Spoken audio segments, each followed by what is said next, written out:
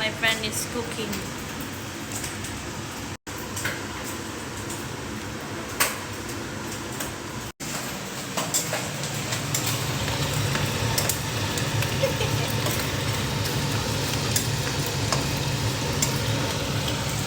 Kakain lang naman ako mamaya.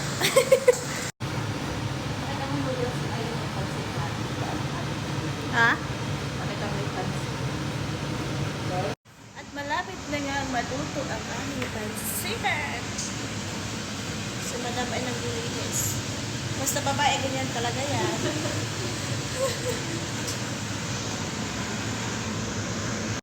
At tapos na ang aming pansit. Is ang pansit. Pansit na maraming sahog. Obsessed kami sa pansit.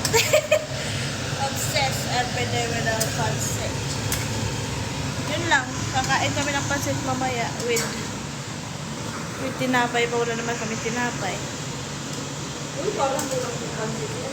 Pero okay.